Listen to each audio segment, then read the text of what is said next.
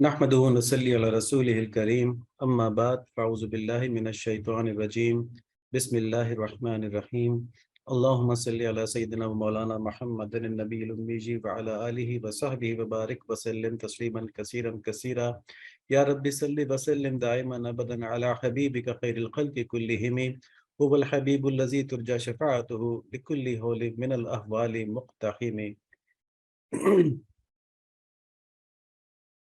ہم ہر دفعہ جو سیشن شروع کرتے ہیں اس میں درود شریف پڑھتے ہیں، اور قصیدہ بردہ شریف کا ایک شعر ہے کہ جیسے اللہ تعالیٰ کے حبیب ہیں نبی صلی اللہ علیہ وآلہ وسلم، کہ ان کی وجہ سے ہر مشکل میں، بڑی بڑی مشکلات کے اندر لکل حول من الاحوال مقتحم، ٹھیک ہے، ہم اللہ تعالیٰ سے ان کے وسیلے سے اس میں آسانیاں مانگتے ہیں۔ اور یہ شعر جو قصیدہ بردہ شریف کا ہے یہ حرم شریف کی تالے پہ بھی لکھا ہوا ہے، تو مستند چیز ہے۔ اور ہم یہ کس لیے کرتے ہیں؟ یہاں پہ برکت لینے کے لیے کرتے ہیں، اور اس یاد دہانی کے لیے کرتے ہیں کہ دین اسلام نبی صلی اللہ علیہ وآلہ وسلم سے جڑنے کا، ان کی اطاعت کا، ان سے محبت کرنے کا اس کا نام ہے، اور کل دین یہی ہے۔ یعنی اس سے آگے پیچھے ہو جائیں تو وہ بدعت ہے، وہ سب خراب ہو جاتا ہے، سب ختم ہو جاتا ہے۔ تو یاد دہانی کے طور پہ ہم پہلے بھی یہ بات کرتے رہے ہیں کہ ربیع الاول تیزی سے آگے بڑھ رہا ہے، ختم ہو رہا ہے، تو اس کی مناسبت سے ہم نے تو یہ کہا تھا کہ 1.25 مرتبہ درود شریف اگر پڑھ سکیں تو 3,000 کی مسئلہ 3,000 ڈیلی کا تھا، یہ تقریباً 4,000 تھا۔ جن کی یہ تعداد پوری نہیں ہو پا رہی ہو اور وہ سمجھتے ہو کہ ان کے پاس وقت ہے، تو اب بھی وقت ہے، وہ 10,000 مرتبہ ڈیلی بھی کر سکتے ہیں چھوٹا درود شریف صلی اللہ علیہ نبی الامی جی۔ سمجھنے کی بات یہ ہے کہ درود شریف کی کثرت ایک باقاعدہ کام ہے، ایک باقاعدہ عبادت ہے، تو اس کو ایز اے فلر یوز کرنا کہ چلو ٹائم ملے گا تو کر لیں گے نا، اس پہ نہیں، بلکہ اس کے لیے علیحدہ وقت نکالیں، خاص طور پہ ربیع الاول کے اندر۔ یقین مانیں جو لوگ 5-6 ہزار مرتبہ یا 7-8 ہزار مرتبہ روزانہ کا درود شریف ربیع الاول میں پڑھ لیتے ہیں، تو ربیع الاول کے بعد جب ان کے پاس ٹارگٹ نہیں ہوتا لیکن ان کی زبان چل رہی ہوتی ہے، اس پہ چل رہی ہوتی ہے، تو یہ ایک ایسا مہینہ ہے جس میں کہ ہم اپنی زبان کو درود شریف کا عادی بنا سکتے ہیں، تاکہ ہمارا پورا سال جو ہے وہ اسی اہتمام کے ساتھ گزرے، اور پھر یقین مانیں کہ بہت آسانیاں زندگی میں رہیں گی، اس زندگی میں بھی اور اس زندگی کے اندر بھی۔ اور ایک آسان طریقہ یہ بھی ہے ایڈیشنل، جو ہم پہلے بھی کہتے رہے ہیں، کہ رات کو سونے سے پہلے جب سب گھر والے فارغ ہو جاتے ہیں 5 منٹ کے لیے مل کے بیٹھ جائیں اور مل کے درود شریف پڑھ لیں، تو اس میں فائدہ یہ ہوگا، الگ الگ بھی پڑھ سکتے ہیں لیکن فائدہ یہ ہوگا کہ ایک استقامت آ جائے گی، کوئی نہ کوئی اگر بھول بھی گیا ہو تو کوئی دوسرا یاد کرا دے گا کہ 5 منٹ ہم نے بیٹھنا ہے، ٹھیک ہے، 5 منٹ کم سے کم ہے، 1 منٹ بھی بیٹھ جائے تو اللہ تعالیٰ اس کا اجر دینے والے ہیں، اللہ تعالیٰ اس کے اوپر اپنی رحمتیں نازل فرمانے والے ہیں، ٹھیک ہے، لیکن 5 منٹ تو ویسے بیٹھ جائیں، اتنا ٹائم تو نکال ہی سکتا ہے ہر بندہ۔ یہ درود شریف سے متعلق بات تھی، اور ہمارا جو ایمان ہے لا الہ الا اللہ محمد رسول اللہ، کے ہمارے معبود اللہ تعالیٰ ہیں، اور ان کی رضا محمد رسول اللہ صلی اللہ علیہ وآلہ وسلم کی اتباع میں ہے، ان کی محبت نبی صلی اللہ علیہ وآلہ وسلم کی اتباع میں ہے۔ قل ان کنتم تحبون اللہ فاتبعونی یحببکم اللہ، اللہ تعالیٰ اس سے محبت کرتے ہیں جو آپ صلی اللہ علیہ وآلہ وسلم کی اتباع کرتا ہے۔ تو یہ دین کا کل نظام ہے، اس کو قائم کرنے میں صحابہ کرام کی اہمیت ہے، بہت بڑی اہمیت ہے، کلیدی اہمیت ہے، پیوٹل رول ہے، ٹھیک ہے جی۔ اگر صحابہ کرام کو نکال دیا جائے تو دین ہم تک نہیں پہنچ سکتا، اگر صحابہ کرام کی نیتوں کے بارے میں شک پیدا کر دیا جائے نعوذ باللہ، تو دین کی پوری بنیاد ہل جاتی ہے۔ آج خدا نخواستہ کوئی مسلمان اس وہم میں پڑ جائے کہ صحابہ کرام کے اندر بھی دنیا کی محبت ہو سکتی ہے، تو پھر پورا دین ہل گیا، کیونکہ کیا پتا کس صحابی کے دل میں دین کی محبت، دنیا کی محبت تھی، اور کس وجہ سے انہوں نے کسی حدیث کو غلط کر دیا ہو، نعوذ باللہ نعوذ باللہ۔ تو اس لیے ہم ابھی دلائل دیں گے انشاءاللہ، اور قرآن اور حدیث سے اور لاجک سے، کہ صحابہ کرام کے اخلاص کے بارے میں بات نہیں کی جا سکتی، وہ مستند ہے۔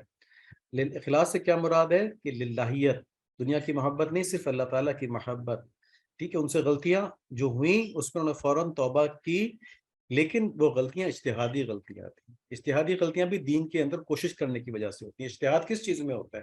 اجتہاد نکلا جہد سے، کوشش سے، تو دین میں کوشش کی، ایک صحابی نے کہا اس طرح سے، دوسرے صحابی نے کہا اس طرح سے، اور یہ ان معاملات میں ہوتا ہے جہاں نص یعنی قرآن اور سنت سے واضح ہدایت، واضح راستہ نہ معلوم ہو رہا ہو تو پھر اجتہاد کیا جاتا ہے۔ اور یہ جو معاذ بن جبل رضی اللہ تعالیٰ عنہ کی روایت میں ہے کہ جب ان کو نبی صلی اللہ علیہ وآلہ وسلم بھیج رہے تھے یمن کا گورنر بنا کے غالب، تو اس وقت ان سے یہ کہا تھا کہ اجتہاد اللہ تعالیٰ، تم اجتہاد، انہوں نے کہا میں اجتہاد کروں گا، جو مجھے آپ کی سنت میں اور قرآن میں جو چیز نہیں ملے گی اس پہ میں اجتہاد کروں گا، تو فرمایا کہ یہی پسندیدہ طریقہ ہے، تو اس کی اجازت وہاں پہ دی تھی۔ اب دیکھیں کہ دین اسلام کی بنیاد کیا ہے؟ وہی ہے اللہ تعالیٰ کی طرف سے، کیونکہ وہی وہ چیز ہے جس کو انسان اپنے حسیات سے، اپنی دماغی قابلیت سے نہیں پہچان سکتا، اپنی کوگنیٹو ایبلٹیز سے آدمی جو کی نالج ہے وہ حاصل نہیں کر سکتا، اس کی استعداد سے باہر ہے یہ چیز میں۔ تو وہ اللہ تعالیٰ کسی فرشتے کے ذریعے کسی رسول کے اوپر بھیجتے ہیں اور رسول آ کے بتاتے ہیں۔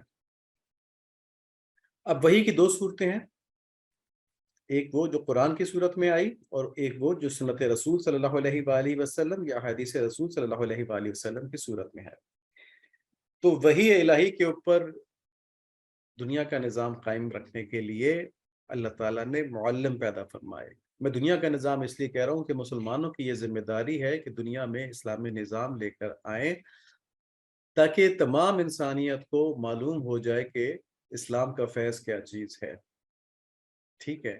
تو اس کے لیے پہلا سٹیپ کیا ہے کہ اپنے جسم کے اوپر تو اسلامی نظام لے کر آئیں، پہلے خود تو صحیح مسلمان ہو جائیں، تو پھر انشاءاللہ اللہ تعالیٰ ہمارے اندر سے ایسے لوگوں کو پیدا فرمائیں گے جو دنیا میں بھی اسلامی نظام قائم کر دیں گے۔ سب سے پہلا کام اپنے اوپر اسلامی نظام قائم کرنا۔ تو اس وحی کو آپ صلی اللہ علیہ وآلہ وسلم سے سیکھنے اور آگے پہنچانے کے لیے اللہ تعالیٰ نے خاص اور پاک لوگوں کی جماعت پیدا فرمائی، یہ جماعت اصحاب رسول کہلاتے ہیں رضوان اللہ علیہم۔ آج کل کی ٹریننگ کے کنسیپٹس میں ان کو ماسٹر ٹرینرز کہا جا سکتا ہے۔ ماسٹر ٹرینرز کون ہوتے ہیں؟ جو آگے لوگوں کو تربیت دینے کے لیے، آگے معلم بنانے کے لیے، ٹھیک ہے، وہ ان کی ایک خاص تربیت ہوتی ہے، وہ اس علم کے اندر ان کو خاص رسوخ حاصل ہوتا ہے، تو ان کا یہ رول تھا۔ اب صحابہ کرام رضوان اللہ علیہم کے دین کو مشکوک کرنا، مشکوک بنا دینا، دین کو مشکوک بنا دینے سے مطلب یہ ہے کہ یہ کہنا کہ ان کے اندر بھی دنیا کی محبت تھی اور وہ خالص اللہ تعالیٰ کے لیے کام نہیں کرتے تھے، ٹھیک ہے نا؟ تو یہ دین کی پوری بنیاد کو ہلا دیتا ہے، جیسے ہم نے اپنی بات کی، کیونکہ ہمارے پاس دین تو صحابہ کرام کے ذریعے پہنچا ہے، ان کے اوپر کوئی شک پیدا کر دے گا تو کیا پتہ دین پہ صحیح انہوں نے پہنچایا کہ نہیں پہنچایا آگے، تو دین کے اوپر ہی شک پیدا ہو جائے گا۔ تو اس میں پہلا جو آدمی کے پاس لاجک ہے وہ یہ ہے کہ اگر اللہ تعالیٰ نے اس دین کو سچائی کے ساتھ قائم رکھنا ہے، اور رکھنا ہے کیونکہ اس کے اوپر حساب کتاب ہونا ہے، تو پھر صحابہ کرام اللہ تعالیٰ نے وہ جماعت پیدا فرمائی جس کے اوپر کہ شک نہیں کیا جا سکتا، کیونکہ اگر ان پہ شک ہوگا دین پہ شک ہو جائے گا، دین پہ شک ہوگا تو پھر نظام ہی ختم ہو جائے گا ہدایت کا، تو اللہ تعالیٰ کا حساب کتاب پھر جاری نہیں رہ پائے گا نا، مطلب پھر وہ عدل نہیں ہو پائے گا، کیونکہ جب ہدایت ہے ہی نہیں تو ہدایت پہ سوال کیسے ہو سکتا ہے؟ تو اس لیے یہ محال ہے، یہ امپاسبل ہے کہ صحابہ کرام کے دین کے اوپر شک کیا جائے، کیونکہ صحابہ کرام وہ شخصیات تھیں جنہوں نے کہ قرآن کو اور اس چیز کو جو نبی صلی اللہ علیہ وآلہ وسلم پر علیحدہ نازل ہوئی، اس کو کہ سورہ نحل کی آیت نمبر 44 کے اندر بتایا گیا، لِتُبَيِّنَ لِلنَّاسِ مَا نُزِّلَ إِلَيْهِمْ، کہ آپ بیان کریں لوگوں کے لیے وہ چیزیں جو آپ کی طرف نازل کی گئی ہیں۔ تو قرآن کی تشریحات اور اس کے اوپر عمل کر کے دکھانا، یہ سب صحابہ نے دیکھا تھا نا نبی صلی اللہ علیہ وآلہ وسلم سے، تو یہ سب صحابہ کے پاس سارا علم تھا، صحابہ کے پاس سارا عمل تھا، اس سے اگلی امت تک پہنچا۔ تو اس کو ہم یہاں پہ ایک پکٹوریل انداز میں ڈپکٹ کر رہے ہیں، تصویر دکھا رہے ہیں کہ جو تین چیزیں ہم نے دیکھی ہیں وہ کیا ہیں، کہ وحی الہی دین کی بنیاد ہے، نبی صلی اللہ علیہ وآلہ وسلم کے اوپر یہ آئی اور اس کا نفاذ صحابہ کرام پر ہوا تو ایک اسلامی معاشرہ بن گیا، ٹھیک ہے جی۔ اب یہ اسلامی معاشرہ یہ آنے والی امت کے لیے ایک عملی نمونہ ہے دین اسلام کا، ٹھیک ہے جی، علمی نمونہ بھی ہے، عملی نمونہ بھی ہے، ٹھیک۔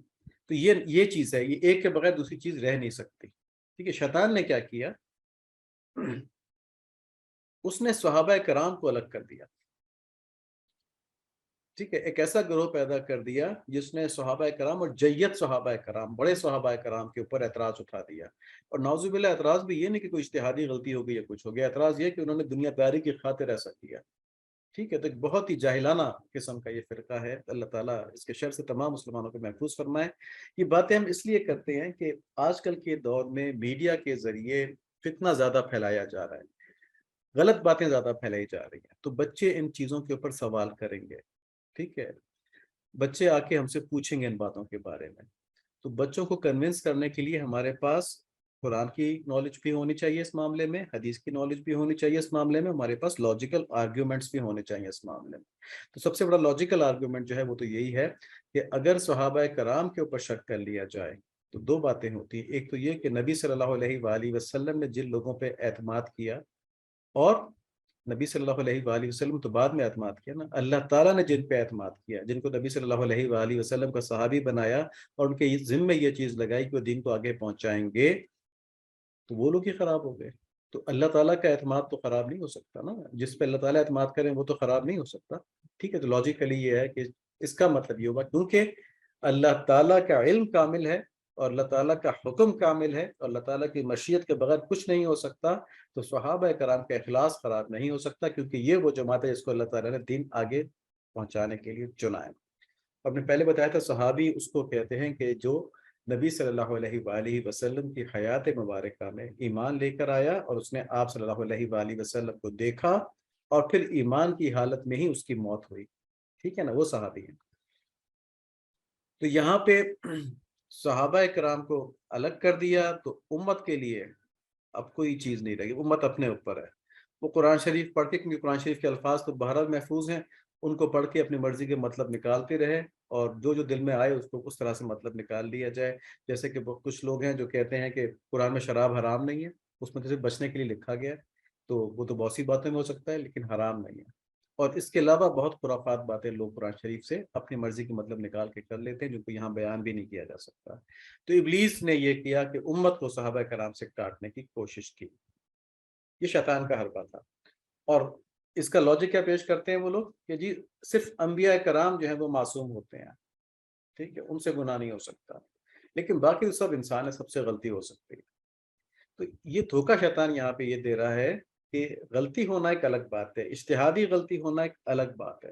اور صحابہ کرام کا اخلاص تو ایسا تھا کہ وہ جو احادیث ہیں جن کے اندر کسی صحابی سے کوئی غلط کام ہو گیا تو اس نے ایسی توبہ کی کہ آپ صلی اللہ علیہ وآلہ وسلم نے فرمایا کہ اگر یہ توبہ جو ہے یہ تمام لوگوں کے اوپر ڈسٹریبیوٹ کر دی جائے تو سب کی مغفرت ہو جائے. ٹھیک ہے جی، تو کم و بیشی مفہوم تھا اس حدیث کا. تو ایسی توبہ اللہ تعالیٰ نے ان کو نصیب فرمائی. اور علماء کرام یہ لکھتے ہیں کہ صحابہ کرام سے جو غلطیاں ہوئیں جن کے پہ نبی صلی اللہ علیہ وآلہ وسلم نے حد جاری کی، وہ اصل میں اللہ تعالیٰ نے ان کو ایک کیس اسٹڈی بنا دیا تاکہ حد جاری کرنے کے اوپر کوئی شک و شبہ نہ رہے. اللہ کے نبی اس حد کو جاری کر دیں تو اس کے بعد ایک امت کے پاس نمونہ آ جائے گا کہ اس کو اس طرح کرنا ہے، کیونکہ پریکٹیکل امپلیمنٹیشن نبی صلی اللہ علیہ وآلہ وسلم نے کروائی نا.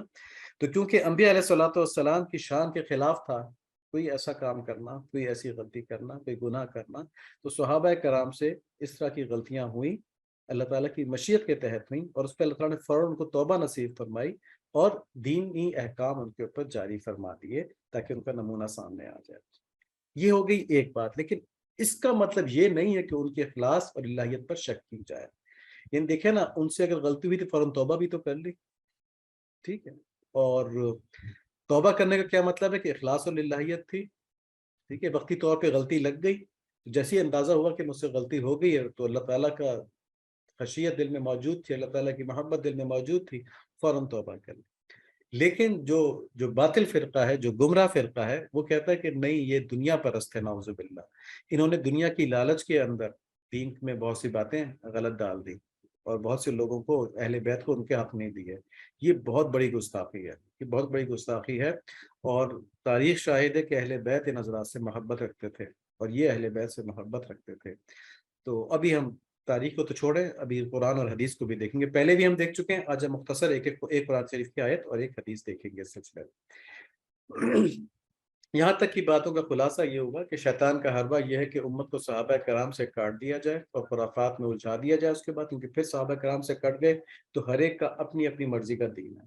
ابھی تو یہ ہوتا ہے نا کہ ہم صحابی تک پہنچتے ہیں، کسی حدیث میں کہتے ہیں یہ صحابی سے راوی روایت کی گئی ہے، اور یہ بیچ میں لوگ جو ہیں یہ سچے ہیں، سارے مشہور ہیں، تو پھر ہم کہتے ہیں یہ ٹھیک ہے نا. لیکن جب ہم صحابہ پہ سے اعتماد اٹھ جائے گا تو ساری حدیثوں کو پھر ذخیرہ ضائع ہو جائے گا. ٹھیک، کیا پتہ کس صحابی نے کیا کہا، کیا نہیں کہا، سچ کہا کہ وہ نعوذ باللہ غلط کہا. ٹھیک ہے، تو اس طرح پورے دین کی بنیاد بیٹھ جائے گی. اب ہم دیکھتے ہیں کہ صحابہ کرام جو ہیں ان کے بارے میں قرآن شریف کیا کہتا ہے. سورہ حجرات کی آیت نمبر 7. اس سے پہلے پروگرامز میں ہم بہت سی آیات صحابہ کرام کی شان میں بتا چکے ہیں. آج ایک اور ہم آیت بتا رہے ہیں، اس کے علاوہ بھی بہت سی آیات ہیں. اللہ تعالیٰ فرماتے ہیں کہ اللہ تعالیٰ نے محبت ڈال دی تمہارے دلوں میں ایمان کی، اور کھبا دیا اس کو تمہارے دلوں میں، یعنی راسخ کر دیا. کھبا دیا یعنی ٹھوک دیا، راسخ کر دیا تمہارے دلوں میں ایمان کو. ایک چیز کہ ان کی محبت ڈال دی گئی، ایمان کی محبت دلوں میں ڈال دی. اللہ تعالیٰ نے ڈال دی تو چلی گئی نا، پھر یہ تو نہیں کہ مطلب ڈالی تو تھی مگر صحیح طرح بیٹھ نہیں پائی اندر. اللہ تعالیٰ کہہ رہے ہیں کھبا بھی دی میں نے.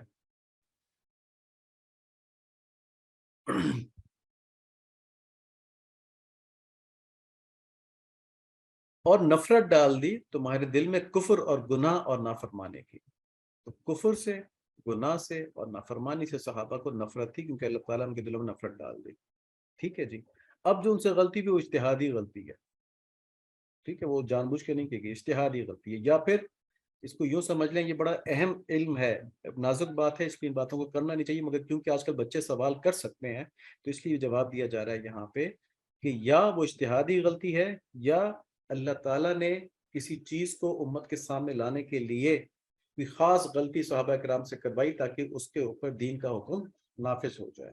تو اللہ تعالیٰ کی مشیت کے مطابق ہے، اور یہ بات ہم اپنی طرف سے نہیں کہہ رہے، کیونکہ یہاں پہ اللہ تعالیٰ نے آیت میں فرما دیا ہے کہ نفرت ڈال دی تمہارے دل میں کفر اور گناہ اور نافرمانی کی. تو اس آیت میں مخاطب صحابہ کرام ہی ہے نا، ایسے ہی لوگ ہیں جو ٹھیک ٹھیک راستے پر آ چکے ہیں. ٹھیک ہے جی. تو یہ تو آیت ہوگی صحابہ کرام کے دین کی حرمت کے بارے میں، دین کے، ان کا دین بالکل ٹھیک ہے اور وہ غلطی نہیں کر سکتے، دنیا پرستی نہیں کر سکتے، کیونکہ ان کے دل میں اللہ تعالیٰ نے نفرت ڈال دی ہے دنیا پرستی سے، کفر اور گناہ اور نافرمانی سے. کفر، گناہ، نافرمانی دنیا پرستی ہے نا کلیکٹیولی. اور حدیث شریف ہے، نبی صلی اللہ علیہ وآلہ وسلم فرماتے ہیں، اور یہ بڑی سخت حدیث شریف ہے، جمعہ کے خطبے کے اندر بھی پڑھی جاتی ہے اکثر جگہوں پہ: اللہ سے ڈرو، اللہ سے ڈرو. اس کا انداز تخاطب ہے. 2 دفعہ نبی صلی اللہ علیہ وسلم نے فرمایا اللہ اللہ فی اصحابی، میرے صحابہ کے معاملے میں اللہ تعالیٰ سے ڈرو، اللہ تعالیٰ سے ڈرو. میرے بعد ان کو نشانہ نہ بنو، کیونکہ جس شخص نے ان سے محبت کی تو مجھ سے محبت کی وجہ سے ان سے محبت کی. نشانہ کس کو بناتا ہے؟ جس سے ہم کو بغض ہو. ٹھیک ہے، جس سے ہم کو تکلیف، ہمیں اس کو پسند نہ ہو تو اس کے اوپر ہم الزام لگاتے ہیں، اس کو برا بھلا کہتے ہیں. تو صحابہ کرام کو نشانہ بنانے کا مطلب کیا ہے؟ کہ ان کے خلاف دلوں میں نعوذ باللہ بغض ہے. تو یہاں نبی صلی اللہ علیہ وآلہ وسلم نے فرمایا کہ جس نے ان سے بغض رکھا تو مجھ سے بغض کی وجہ سے ان سے بغض رکھا، اور جس نے ان کو ایذا پہنچائی اس نے مجھے ایذا پہنچائی، اور جس نے مجھے ایذا دی اس نے اللہ تعالیٰ کو ایذا دی، اور جو اللہ تعالیٰ کو ایذا پہنچانا چاہتا ہے تو قریب ہے کہ اللہ تعالیٰ اس کو عذاب میں پکڑ لے گا. ترمذی شریف کی روایت ہے.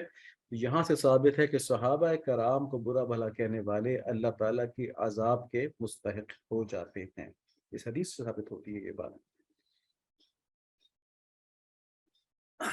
دیکھیں، میں بار بار یہ بات کہہ رہا ہوں کہ ہمارا مقصد یہاں پہ کسی کے اوپر تنقید کرنا نہیں ہے. ہمارا مقصد یہ ہے کہ ہم اپنی اولادوں کو اور اپنے آپ کو، دین کو بچا لیں اپنے، کیونکہ لوگ غلط باتیں روایت کرتے ہیں پھر ہمارے بچے کنفیوز ہو جاتے ہیں، تو ان کو سمجھانے کے لیے یہ دلائل دینا ضروری ہے. اچھا، ان صحابہ کرام کے اندر خلفائے راشدین کی خاص فضیلت ہے. خلفائے راشدین آپ صلی اللہ علیہ وآلہ وسلم کے وہ ساتھی ہیں، یہ 4 خلفائے راشدین جو زندگی میں بھی آپ صلی اللہ علیہ وآلہ وسلم کے خصوصی دوستوں میں رہے، خصوصی مصاحب میں رہے. ٹھیک ہے، یہ بڑے قریبی لوگ تھے. ان کے ساتھ آپ صلی اللہ علیہ وآلہ وسلم کی رشتہ داریاں قائم ہوئی یا پہلے سے تھی؟ حضرت علی رضی اللہ تعالیٰ عنہ کے ساتھ تو پہلے سے تھی. اللہ کریم نے انہیں خصوصی فنا اور اخلاص نصیب فرمائی تھی. کہ ان کا عجیب معاملہ تھا، عجیب مقام. تو ظاہر ہے یہ بات یہاں پہ کیسے لکھی گئی، اس کی دلیل کیا ہے؟ اس کی دلیل یہ ہے کہ جب یہ نبی صلی اللہ علیہ وآلہ وسلم کے خصوصی مصاحب تھے، ٹھیک ہے، 2 کو تو نبی صلی اللہ علیہ وسلم نے اپنا وزیر کہا نا، حضرت ابوبکر صدیق رضی اللہ عنہ تو عمر رضی اللہ عنہ. تو کیا نبی صلی اللہ علیہ وآلہ وسلم کے خصوصی مصاحب کوئی عام آدمی ہو سکتے تھے؟ کوئی ایسے لوگ ہو سکتے تھے جن کے دل میں دنیا کی محبت کا ایک ذرہ بھی بچا ہو؟ تو اللہ تعالیٰ نے ان کو خصوصی فنا نصیب فرمائی. فنا سے مراد کیا ہے کہ انہوں نے اپنی خواہشات، اپنی پسند، اپنی ناپسند سب اللہ کی رضا میں فنا کر دیا تھا، اور صرف اللہ تعالیٰ کو چاہتے تھے، صرف اللہ تعالیٰ کو چاہتے تھے. لوجہ اللہ، کہ اللہ تعالیٰ کے چہرے مبارک کے لیے. ٹھیک ہے، اس دن رات اللہ تعالیٰ کی عبادت میں لگے ہوتے تھے. یہ وہ 4 اصحاب ہیں. اللہ کریم نے انہیں دین میں خصوصی تفقہ نصیب فرمایا. یعنی یہ صرف اخلاص نہیں تھا، عقل مندی بھی تھی اور دین کی سمجھ بھی ان کے اندر تھی. تو اسی لیے ان کو اللہ تعالیٰ نے بعد میں دین قائم کرنے کے لیے ایک کے بعد ایک 4 خلیفہ مقرر فرمایا نا. ہم اس کو اس طرح کہتے ہیں کہ جب یہ خلیفہ بنے، دین کو قائم کرنا تھا نا. نبی صلی اللہ علیہ وآلہ وسلم کے دور تک تو دین آپ صلی اللہ علیہ وآلہ وسلم کی وجہ سے قائم تھا. اب اس کے بعد دین نے اپنی قوت کی بنیاد پہ قائم ہونا تھا. تو اس کے لیے اللہ تعالیٰ نے 4 خلفائے راشدین بھیجے جنہوں نے دین کو مستحکم کر دیا. اس کے ڈو اور ڈونٹس جو تھے وہ کر کے دکھا دیے وہاں پہ. تو اس کے لیے ظاہر صرف اخلاص نہیں چاہیے تھا، دین کا علم بھی چاہیے تھا، تفقہ بھی چاہیے تھا. تو تفقہ بھی ان کے اندر خاص تھا. تمام صحابہ میں انہیں خصوصی وجاہت عطا فرمائی اور آپ صلی اللہ علیہ وآلہ وسلم نے ان کی پیروی کا خصوصی حکم دیا. ٹھیک ہے جی، خلفائے راشدین کی پیروی کا. تو یہاں پہ حدیث شریف ہے کہ حضرت ارباز بن ساریہ رضی اللہ عنہ فرماتے ہیں کہ ایک روز رسول اللہ صلی اللہ علیہ وآلہ وسلم ہمارے درمیان کھڑے ہوئے. آپ نے ہمیں ایک مؤثر نصیحت فرمائی جس سے دل لرز گیا اور آنکھیں ڈبڈبا گئیں. آپ صلی اللہ علیہ وآلہ وسلم سے عرض کیا گیا، اللہ کے رسول صلی اللہ علیہ وآلہ وسلم، آپ نے تو رخصت ہونے والے شخص جیسی نصیحت کی ہے، لہٰذا آپ صلی اللہ علیہ وآلہ وسلم ہمیں کچھ وصیت فرما دیں. جو صحابہ کرام کا نبی صلی اللہ علیہ وآلہ وسلم سے محبت کا حال تھا نا، تو باقی ان کے دل لرز گئے ہوں گے یہ سوچ کے کہ یہ تو عجیب باتیں کر رہے ہیں، آج جانے کی باتیں کر رہے ہیں. اللہ تعالیٰ ہمیں بھی نبی صلی اللہ علیہ وآلہ وسلم سے کامل محبت نصیب فرما دیں. اللہم آمین. آپ صلی اللہ علیہ وآلہ وسلم نے فرمایا، تم اللہ سے ڈرو اور امیر کی بات سنو. یعنی جو بھی تمہارے پر امیر مقرر کیا جائے اس کی بات سنو اور اس کی اطاعت کرو، گرچہ تمہارا امیر ایک حبشی غلام ہی کیوں نہ ہو. ٹھیک ہے، تو یہاں تو امارت امیر کی بات کر دی کہ اس کی اتباع کرنی چاہیے. پھر فرمایا، عنقریب تم لوگ میرے بعد سخت اختلاف دیکھو گے تو تم میری اور میری ہدایت سے یافتہ خلفائے راشدین یعنی کہ سنت کو لازم پکڑنا، اس کو اپنے دانتوں سے مضبوطی سے تھامے رہنا. دانتوں کا عربی کا محاورہ ہے، یعنی چھوڑنا نہیں، دانتوں سے کس کے پکڑ لینا. اور دین میں نئی باتوں بدعتوں سے اپنے آپ کو بچانا، اس لیے کہ ہر بدعت گمراہی ہے.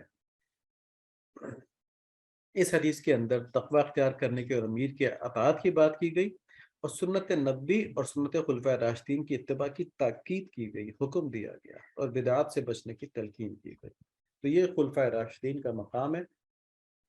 بہت کھول کھول کے باتیں ہیں، قرآن کے اندر بھی ہیں، حدیث کے اندر بھی ہیں، لاجک کے اندر بھی ہیں. اب جو بہکے گا بس وہ اللہ تعالیٰ سے پناہ مانگے کہ اللہ تعالیٰ ہمارے دل کو شقی ہونے سے اور ضعف سے محفوظ فرمائیں، اور ان مبارک ہستیوں کی محبت ہمارے دلوں میں ڈال دیں، کیونکہ ان کی محبت میں نبی صلی اللہ علیہ وآلہ وسلم کی محبت ہے، اور نبی صلی اللہ علیہ وآلہ وسلم کی محبت میں اللہ تعالیٰ کی محبت ہے. تو ان احکام کے ساتھ ہی اس بات کی پیشن گوئی بھی کی گئی کہ یہ امت اختلاف کا اور انتشار کا شکار ہو جائے گی. ایسے موقع پر صحیح رائے یہ ہوگی کہ نبی اکرم صلی اللہ علیہ وآلہ وسلم کی سنت اور خلفائے راشدین کے طریقے پر چلا جائے، کیونکہ اختلاف کی صورت میں حق کو پہچاننے کی کسوٹی اور معیار یہی دونوں چیزیں. یعنی جب امت میں اختلاف ہوگا تو حق کس طرف ہے، کس طرح معلوم ہوگا؟ ہم دیکھیں گے صحابہ کرام کس طرف ہیں، خلفائے راشدین کس طرف ہیں. جہاں خلفائے راشدین کا قول موجود ہوگا، ان کا طریقہ موجود ہوگا، اس سائڈ پر حق ہوگا. تو اگر کوئی خلفائے راشدین کے خلاف بات کرنا شروع کر دے، 3 خلفائے راشدین کے خلاف بات کرنا شروع کر دے، تو اس کا دین کہاں گیا؟ ٹھیک ہے جی، اللہ تعالیٰ محفوظ فرمائے. ایسے لوگوں سے تو دوستی بھی نہیں کرنی چاہیے. خلفائے راشدین حضرت ابوبکر صدیق رضی اللہ عنہ، حضرت عمر رضی اللہ عنہ، حضرت عثمان رضی اللہ عنہ، حضرت علی رضی اللہ عنہ. میں سے 2 کی ہم بات کر چکے ہیں. آج ہم حضرت عثمان رضی اللہ عنہ کو کچھ تعارف پیش کریں گے. حضرت عثمان غنی رضی اللہ عنہ کا نسب 5ویں پشت پر عبد مناف بن قصا پر نبی صلی اللہ علیہ وآلہ وسلم کے نسب سے مل جاتا ہے. حضرت عثمان رضی اللہ عنہ کی نانی حضرت عبداللہ بن عبد المطلب کی سگی بہن اور نبی صلی اللہ علیہ وآلہ وسلم کی پھوپھی تھیں، اس لیے وہ ماں کی طرف سے نبی صلی اللہ علیہ وآلہ وسلم کے قریبی رشتہ دار ہیں. آپ سابقین اولین میں تھے، یعنی کہ جو صحابہ کرام بالکل شروع میں ایمان لے کے آئے تھے، تو ان میں حضرت عثمان رضی اللہ عنہ بھی تھے. حضرت ابوبکر صدیق رضی اللہ عنہ کے ذریعے نبی صلی اللہ علیہ وآلہ وسلم کے پاس حاضر ہوئے اور ایمان لے کے آئے. اور آپ عشرہ مبشرہ میں سے بھی ہیں. تمام خلفائے راشدین عشرہ مبشرہ میں سے ہیں، یعنی ان 10 اصحاب میں سے ہیں رضی اللہ تعالیٰ عنہ जिनके कि नबी सल्लल्लाहु अलैहि वआलिहि वसल्लम ने अपनी ज़िंदगी में जन्नती होने की खुशखबरी सुना दी गई थी। आपकी कुनियत ज़ुन्नूरैन है, यानी दो नूर वाले, क्योंकि नबी सल्लल्लाहु अलैहि वआलिहि वसल्लम ने अपनी दो साहबजादियों का निकाह आपसे फरमाया था। अब देखें, जो लोग हज़रत उस्मान रज़ी अल्लाह ताला के ऊपर तनकीद करते हैं, उन पर अफ़सोस होता है, उनकी अक़ल पर अफ़सोस होता है कि जिनको नबी सल्लल्लाहु अलैहि वआलिहि वसल्लम ने अपनी बेटी का शौहर बनने के काबिल समझा, उनके अंदर तनकीद करना भाई कैसा जुल्म है। यानी नबी सल्लल्लाहु अलैहि वआलिहि वसल्लम की समझ के ऊपर तनकीद करना, नाउज़ुबिल्लाह। नबी सल्लल्लाहु अलैहि वआलिहि वसल्लम तो अपनी दो बेटियां उनको दे रहे हैं। पहले हज़रत रुक़ैया रज़ी अल्लाह अन्हा जो थी, उनसे निकाह फरमाया, और फिर जब उनकी वफ़ात होगी तो नबी सल्लल्लाहु अलैहि वआलिहि वसल्लम की दूसरी बेटी उम्मे कुलसूम से उनका निकाह फरमाया रज़ी अल्लाह अन्हा। तो कितना बड़ा जुल्म है और कितनी नासमझी, और शैतान किस तरह अक़ल को माऊफ कर देता है जब आदमी दीन का पूरा इल्म ना सीखे और अपने बोस की वजह से वहां जाए जहां पे कि गंद पड़ा हुआ है। देखें, बाग के अंदर जाए ना, तो एक होती है शहद की मक्खी, वो फूलों के इर्द गिर्द घूम रही होती है, फूलों से रस चूस रही होती है, और एक होती है गंद वाली मक्खी, वो तमाम फूलों को छोड़ के जिस कोने में गंद पड़ा होगा ना, गू पड़ा होगा, उस जगह जाके बैठ जाएगी गंद के ऊपर। तो अल्लाह ताला हमें इन गंद वाली मक्खियों से बचाएं और दीन का सही इल्म नसीब फरमाएं, अल्लाहुम्मा आमीन। अहले सुन्नत वल जमात, यानी वो लोग जो नबी सल्लल्लाहु अलैहि वसल्लम की सुन्नत और सहाबा की जमात के पीछे चलते हैं, उनका अकीदा ये है कि सबसे अफजल हज़रत अबू बकर सिद्दीक़ रज़ी अल्लाह तआला अन्हु है, फिर हज़रत उमर रज़ी अल्लाह तआला अन्हु है, उसके बाद हज़रत उस्मान बिन अफ़्फ़ान रज़ी अल्लाह तआला अन्हु है, और ये तीसरे खलीफा हैं नबी सल्लल्लाहु अलैहि वसल्लम के मुसलमानों के ऊपर। हदीस के अंदर नबी सल्लल्लाहु अलैहि वसल्लम की ज़बानी हज़रत उस्मान रज़ी अल्लाह अन्हु के लिए जन्नत की बशारत, उनकी शहादत की खबर, उनकी हयादारी की खबर, सखावत और जमा कुरान और मुतअद्दिद फ़ज़ाइल मज़कूर हैं, जो हम इंशाअल्लाह आइंदा देखेंगे। छोटे बच्चों को जो असबाक दिए गए, सहाबा कराम की इन बातों को अच्छी तरह नोट कर लें। ये आजकल बहुत ज़रूरी है, आगे पहुँचाना भी, क्योंकि इनकी वजह से ईमान ख़राब होने का बहुत ज़्यादा खतरा है आजकल। शैतान ने और कुफ़ार ने बड़े-बड़े लोग प्लांट किए हुए हैं, जो कि इनके खिलाफ बात कर रहे हैं, बड़े गैर महसूस अंदाज में। तो अपने बच्चों को ख़ास तरबियत दें कि सहाबा कराम से ख़ास ताल्लुक़ बनाएँ वो अपना। आज की बच्चों के लिए जो हमने रखा है कि अपने बड़ों से रहनुमाई लेना, तो उसमें ये बात तो होगी, बच्चों को काफ़ी नसीहत कर देगी। पिछले सेशंस के अंदर हमारा सेशन क्योंकि बड़ों का होता है, जिसमें बड़े बहन भाई और पेरेंट्स शामिल होते हैं, तो बड़ों का इल्म और तजुर्बा ज़्यादा होता है। ठीक है, तो उनको चाहिए कि बच्चों को तवज्जो दे के अपना इल्म और तजुर्बा बरूए कार लाते हुए बच्चों की रहनुमाई करें। और उनको चाहिए कि बच्चों के या छोटे बहन भाई जो हैं, उनके हालात से बाखबर रहें, उनसे पूछें आज क्या गुजरा, कैसे रहे, दोस्त से क्या बात हुई, किससे क्या बात हुई। एक तो उससे इंटरेक्शन बढ़ेगा, दूसरा पता चलेगा बच्चे कहीं कोई गलती तो नहीं कर रहे, किसी और तरफ तो नहीं जा रहे। तो अपनी मसरूफियात की वजह से बच्चों को अपने से दूर ना करें, कि टाइम ही नहीं है जिनसे बात करने का, उसने किसी वीडियो गेम में लगा दिया, कोई टीवी खोल दिया उनके आगे। बड़ा जुल्म करते हैं ऐसे लोग। आप अगर किसी को देखें भी ना, करीबी साथी को, कि अपने बच्चे को उसने मोबाइल पकड़ा दिया है, मोबाइल के ऊपर म्यूजिक चल रहा है, कि गेम चल रही है, कोई वीडियो चल रही है, तो उसको बताएं कि ये दीन के लिए तो नुकसानदेह है ही है। ये एक अमेरिकन साइकोलॉजिस्ट की स्टडी है कि जो बच्चे टीवी ज्यादा देखते हैं, जो बच्चे इस तरह के मीडिया से ज्यादा इंटरेक्ट होते हैं, उनकी जहनी सलाहियत समझने की, प्रोसेस करने की, इंफॉर्मेशन की मुतासर हो जाती है। ये अमेरिकन साइकोलॉजिस्ट है, उसने अमेरिकन बच्चों के ऊपर ये रिसर्च की है और बताया है कि बच्चों को टीवी ना दिखाया करें। ये इंटरनेट पर ढूंढने से मिल जाएगी। तो मुसलमान बच्चों को बचाने के लिए अपने दोस्तों को भी इसका मशवरा दें कि बच्चों से जान छुड़ाने के लिए उनको मोबाइल के हवाले या टीवी के हवाले ना कर दें। अच्छा, दुनियावी मामलात के अंदर ज़रूरी नहीं कि हर बात वालिदैन को या बड़े बहन भाइयों को मालूम हो। तो जब कोई बच्चे को मशवरा देना है, तो फिर उस फील्ड के माहिर से मशवरा करके ढूंढें, उस फील्ड का माहिर जिस फील्ड में मशवरा देना है, तो उससे प्रॉपर बात पूछ के फिर बच्चों की रहनुमाई करें। और दीनी मामलात में तो खासतौर पर अपनी तरफ से कुछ ना कहें। हमारी एक गलती बच्चे के ईमान को ख़राब कर सकती है। ठीक है, हमने कोई बात ज़रा गैर मोहतात कर दी, तो हमारा तो इतनी इंटेंसिटी का ख्याल नहीं था, लेकिन बच्चा कहीं से कहीं इस बात को ले जाएगा, क्योंकि उसका माहौल डिफरेंट है, पता नहीं किन लोगों में उठ बैठ रहा है। तो दीनी बातों के अंदर दीनदार लोगों से बात करके बच्चे को प्रॉपर लॉजिक के साथ और अकीदे के साथ समझाएं। अकीदे के साथ मुराद ये कि जब कोई बात कुरान और हदीस से आ जाए, तो बच्चे को समझाएं कि अब ये बात यहाँ से साबित होगी, इससे दूसरी बात कोई करनी ही नहीं है। ठीक है, और जो बात कुरान और हदीस से मुताल्लिक उस वक्त ना हो, तो उसमें लॉजिकली उसको समझाएं कि ये बात इसलिए इस तरह से है। عیادت کی سنت کے آداب، یہ ایسی سنت ہے نبی صلی اللہ علیہ وآلہ وسلم نے فرمایا نا کہ جو آدمی میری کسی سنت کو زندہ کرے گا تو اس کو 50 شہیدوں کا ثواب ملے گا، غالباً 100 شہیدوں کا ثواب ملے گا اس طرح سے۔ تو یہ ایسی عادت ہے عیادت والی کہ آج کل متروک ہو گئی ہے۔ جو لوگ عیادت کرنے جاتے بھی ہیں تو ان کی نیت عموماً یہ ہوتی ہے کہ اگلا مائنڈ نہ کر جائے کہ بیمار ہوں، ہم پوچھنے نہیں گئے اس کو نا۔ تو یہ عیادت اللہ تعالیٰ کے لیے نہیں ہوتی ہے، یہ معاشرتی دباؤ کے تحت ہو رہی ہے۔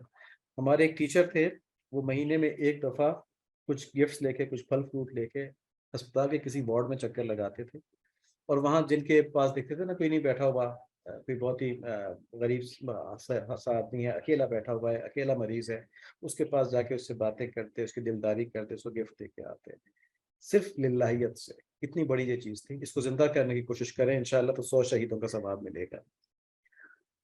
حضرت سیدنا یحییٰ علیہ السلام کے واقعات کی بات ہوئی، اس میں ایک اہم چیز یہ تھی کہ وہ مشہور ہیں اس معاملے میں کہ اللہ تعالیٰ کی خشیت سے بہت زیادہ رویا کرتے تھے۔ یہ خشیت ان کے اندر کہاں سے آئی تھی؟ یہ خالی علم نہیں تھا، انبیاء علیہ السلام کے ساتھ جو ان کے دل کے اندر اللہ تعالیٰ کی محبت، عظمت ہوتی ہے، جو ان کی عبادت کے اندر اخلاص ہوتا ہے، اور جو گناہوں کے ان کے اندر تو ہوتی نہیں، لیکن وہ لوگ، وہ عام مسلمان جو گناہوں سے بچتے ہیں، ان کے اوپر اللہ تعالیٰ کی معرفت کھلتی ہے۔ اور پھر جب اللہ تعالیٰ کی معرفت سے کیا مراد ہے؟ معرفت سے مراد ہے اللہ تعالیٰ کا تعارف کھلتا ہے، انٹروڈکشن ہوتی ہے اللہ تعالیٰ کی۔ اللہ تعالیٰ کی انٹروڈکشن کوئی لمیٹڈ نہیں ہے، یہ نہیں کہ اللہ تعالیٰ ہمارے رب ہیں، انٹروڈکشن ہو گئی۔ اللہ تعالیٰ کی صفات ہیں، اللہ تعالیٰ کی شیونات ہیں، شانیں ہیں، اور وہ ہر ایک پر اس کے روحانی درجے کے مطابق کھلتی ہیں، اور جتنی جتنی کھلتی جاتی ہیں اتنی اتنی اس کی خشیت بڑھتی جاتی ہے۔ خشیت دو طرح کے خوف کے ایک مجموعہ ہے، ٹھیک ہے جی۔ خشیت کا ایک حصہ یہ ہے کہ اللہ تعالیٰ کے عذاب سے ڈرنا، کہ اللہ تعالیٰ نے عذاب دیا تو کوئی بچانے والا نہیں، اور عذاب شدید ترین ہے، یہ ایک خوف ہے۔ اور دوسرا خوف وہ ہوتا ہے جو عاشق کو اپنے معشوق کی ناراضگی کے بارے میں ہوتا ہے، یعنی جسمانی تکلیف کا خوف نہیں ہوتا، یہ ہوتا ہے کہ میرے رب مجھ سے ناراض نہ ہو جائے، میرے محبوب مجھ سے ناراض نہ ہو جائے۔ تو خشیت ان دونوں خوفوں کو جمع کرتی ہے، اور یہ اللہ تعالیٰ کی معرفت، اللہ تعالیٰ کے بارے میں علم حاصل کرنا، ان کی محبت کے بعد انسان کو ملتی جاتی ہے۔ اس میں پہلی چیز یہ ہے کہ خشیت کے لیے دعا کریں، دعا کا مسنون دعا اللہ تعالیٰ نے بڑی پیاری نصیب فرمائی ہے ہم کو، ترمذی شریف کی دعا ہے، اللہم اقسم لنا من خشیتک ما تحول به بیننا و بین معصیتک۔ یا اللہ، اے کریم رب، ہمیں اپنی خشیت سے اتنا حصہ عنایت فرما دیں، ٹھیک ہے، جو ہمارے درمیان اور آپ کی نافرمانیوں کے درمیان حائل ہو جائے۔ یعنی گناہ جب کرنے لگے تو اللہ تعالیٰ کا خوف بیچ میں آ جائے کہ یا اللہ نہیں، آپ کو ناراض نہیں کر سکتا، آپ کا عذاب نہیں برداشت کر سکتا۔ گناہ تو بہت چھوٹی چیز ہے، میں اس کو چھوڑنے کی تکلیف بڑے آرام سے، خوشی سے برداشت کر لوں گا۔ تو کہتے ہیں نا، جس کو موت کی سزا ہوئی ہو وہ بخار کے اوپر راضی ہو جاتا ہے۔ جب پتہ ہو کہ اللہ تعالیٰ ناراض ہو گئے تو آدمی کہتا ہے نہیں، وہ غم میرے لیے بہت بڑا ہے، اس گناہ کو چھوڑنا میرے لیے کوئی بڑا غم نہیں ہے۔ بہت تھوڑا سا دلی اداس ہو جائے گا نا، ہو جائے، میں اس گناہ کو چھوڑ دوں گا۔ حضرت یحییٰ علیہ السلام کو جن 5 باتوں کی یہ حدیث شریف بیان کی تھی، اس واقعے کے اندر نبی صلی اللہ علیہ وآلہ وسلم نے بتایا تھا کہ 5 چیزوں کی تلقین کی گئی تھی، اس میں نبی صلی اللہ علیہ وآلہ وسلم نے تھوڑی تشریحات بھی فرمائی ہیں، ان کو وہاں پہ ایگزیکٹلی دیکھ لیا جائے۔ اب یہاں پہ وقت کم ہوگا تو یہاں پہ ہم ان کا صرف ایک تذکرہ کر دیتے ہیں کہ اللہ تعالیٰ کی عبادت کریں، اس کے سوا کسی کی عبادت نہ کریں، توحید یعنی کہ تو، اور اس کا مطلب کیا ہے کہ اللہ تعالیٰ ہمیں رزق دے رہے ہیں، اللہ تعالیٰ ہمیں پال رہے ہیں، اللہ تعالیٰ ہمارا ہر قسم کا خیال رکھ رہے ہیں، تو اللہ تعالیٰ کے علاوہ کسی ناجائز عمل، جیسے رشوت ہو گئی، جیسے ظلم ہو گیا، اس کو یا کسی شخص کو اپنا مشکل دور کرنے والا نہ سمجھیں کہ پھر ہماری ساری توجہ اس شخص کی طرف ہو جائے، اس کے قدموں میں پڑ جائے۔ نہیں، اللہ تعالیٰ جس کو چاہیں گے سبب بنا دیں گے ہماری مشکل دور کرنے کے لیے، لیکن اصل مشکل اللہ تعالیٰ نے دور کرنی ہے تو اللہ تعالیٰ کی عبادت خالصتاً اللہ تعالیٰ کے لیے کریں۔ نماز دھیان سے پڑھیں تاکہ اللہ تعالیٰ کی رحمت ہم پر متوجہ رہے، یہ بھی اس حدیث سے ایکسٹریکٹ کیے ہوئے ورڈز ہیں، اصل حدیث وہاں پہ دیکھ لی جائے۔ تو جب تک آدمی نماز میں دھیان اپنا کسی اور طرف نہیں کرتا، اللہ تعالیٰ کی توجہ رحمت والی اس کے اوپر رہتی ہے۔ فرض کے ساتھ نفلی روزوں کا بھی اہتمام کریں، کیونکہ یہاں فرمایا تھا کہ نفلی روزے ایسی چیز ہے جیسے کسی کے پاس مشک کی تھیلی ہو اور اس کی خوشبو آس پاس والوں تک بھی پہنچ رہی ہو، یہ روزوں کے بارے میں فرمایا تھا۔ تو رمضان میں تو سبھی روزے رکھتے ہیں، نفلی روزے بھی رکھیں تو انشاءاللہ اسے ایسی روحانیت ملے گی کہ اس کا ہمارے ساتھیوں کے اوپر بھی اچھا اثر جائے گا۔ اس مشک کی خوشبو، جو روحانیت ہمارے اندر پیدا ہوگی، اس روحانیت کی خوشبو ساتھیوں کے اوپر بھی اثر کرے گی، ہمارے گھر والوں پہ بھی اثر کرے گی، ہمارے بچوں پہ بھی اثر کرے گی۔ اللہ کریم کی راہ میں صدقہ کرنے کا اہتمام کریں، یہ دشمنوں سے بچاتی ہے، مشکلات سے بچاتا ہے صدقہ. تو تھوڑا بہت کر دیا کریں جتنا ہو جائے. آپ نے یہ نہ سوچا کہ 5,000 کروں گا تو صدقہ ہوگا. 5 روپے بھی کر دے تو کوئی بات نہیں. ٹھیک ہے، 10 روپے بھی کر دے تو کوئی بات نہیں. جب کسی بیٹے کو ٹپ دے رہے ہوں تو جو ٹپ دے رہے ہیں، جو ٹپ سوچی ہوئی ہے، اس کے اوپر 10 روپے صدقے کے بڑھا دیں. ٹھیک ہے. تو بہت سے طریقے ہو سکتے ہیں. کثرت سے اللہ تعالیٰ کا ذکر کریں، جس کی وجہ سے ہم اللہ تعالیٰ کی حفاظت کے قلعے میں آ جائیں گے. شیطان ہمیں گناہوں میں مبتلا نہیں کر سکے گا.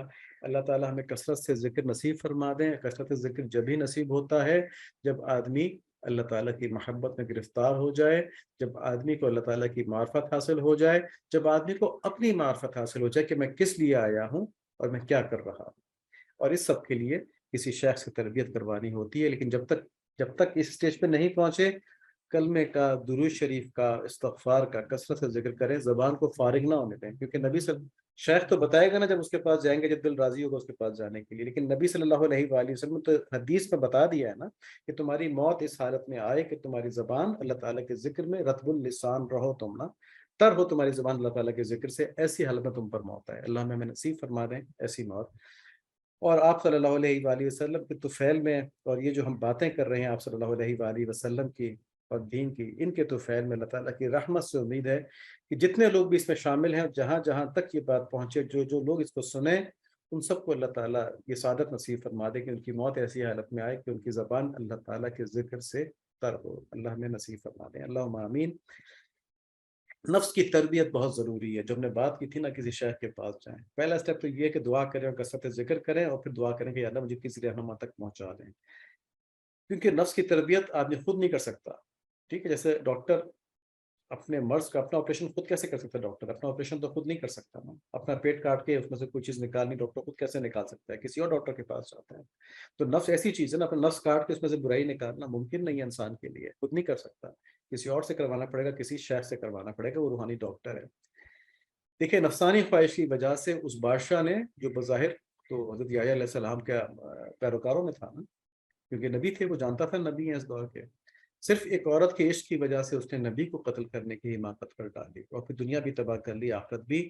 تو یہ نہیں کہ اس بادشاہ نے کر لیا تھا. نفس ایسی ہی ظالم چیز ہے کہ جب شیطان کے ہاتھ میں نفس آ جاتا ہے تو وہ انسان کو کھلونا بنا دیتا ہے، انسان بڑے بڑے گناہ کر دیتا ہے.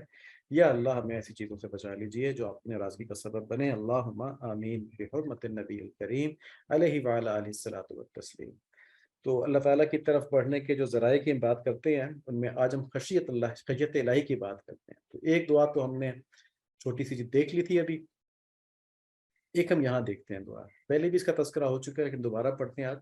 اللہم اجعل حبک حب الاشیاء الیہ واجعل خشیتک اخوف الاشیاء عندی واقطع عنی حاجات الدنیا بالشوق الی لقائک واذا اقررت اعین اہل الدنیا من دنیاہم فاقرر عینی من عبادتک. کہ اللہ اپنی محبت کو میرے لیے ہر چیز کی محبت سے بڑھا دیں. سب کہیں آمین. اے اللہ اپنی محبت کو میرے لیے ہر چیز کی محبت سے بڑھا دیں. آمین. اور اپنی خشیت کو میرے لیے ہر چیز کے خوف سے زیادہ فرما دیں. آمین. اور دنیا کی ہر ضرورت اور ہر طلب کو اپنی ملاقات کے شوق جو ہے اس کے اندر ضم فرما دیں، یعنی اپنے ملاقات کے شوق کو ہر چیز کے اوپر غالب فرما دیں. اللہم آمین. اور جہاں آپ نے دنیا والوں کی آنکھیں ان کی دنیا سے ٹھنڈی کر رکھی ہیں، آپ ہماری آنکھوں کو اپنی وعدہ سے ٹھنڈا فرما دیں. اللہم آمین بحرمت النبی الکریم علیہ وعلی آلہ الصلاۃ والتسلیم. سبحانک اللہم وبحمدک اشہد ان لا الہ الا انت استغفرک واتوب الیک. اللہم صلی علی محمد النبی الامی وعلی آلہ وصحبہ وبارک وسلم تسلیما کثیرا کثیرا کثیرا کثیرا. یا ہمارے کریم رب، ہمارے بس میں آپ کی عطا کردہ توفیق کے طفیل میں کام کرنا ہے. یا اللہ ہم دعائیں ہم نے مانگ لیں، یہ باتیں ہم نے کر لیں، یا اللہ ان سب کو ہمارے اندر راسخ فرما دیجئے، ان سب کو ہمارے اندر ہمارے اعمال میں جاری فرما دیجئے اور ہماری دعاؤں کو قبول فرما لیجئے. یا اللہ ہدایت اسی کے لیے جس کو آپ نے ہدایت دی، پرہیزگاری اسی کے لیے جس کو آپ نے پرہیزگاری دی. یا اللہ ہم خود پرہیزگار نہیں بن سکتے، ہم خود ہدایت پر نہیں آ سکتے. یا اللہ ہم اپنی کمزوریوں کا اعتراف کرتے ہیں، اپنی نافرمانیوں کا اعتراف کرتے ہیں، ہمیں معاف فرما دیں اور یا اللہ ہمارے لیے کافی ہو جائے، ہماری ہدایت کے لیے کافی ہو جائے، ہماری پرہیزگاری کے لیے کافی ہو جائے، ہم کو نبی صلی اللہ علیہ وآلہ وسلم کا کامل امتی بنا دیں، اور جیسا کہ نبی صلی اللہ علیہ وآلہ وسلم کے امتی کو ہونا چاہیے ویسا نمونہ ہم کو بنا دیں، ہماری اولادوں کو بنا دیں، قیامت کی صبح تک ہماری اولادوں کو صدیقین، شہداء اور صالحین میں فرما دیں۔ اللہم آمین۔ اللہم صلی علی محمد نبی الامی جی وعلی آلہ وصحبہ وبارک وسلم تسلیما کثیرا کثیرا کثیرا۔ السلام علیکم ورحمۃ اللہ وبرکاتہ۔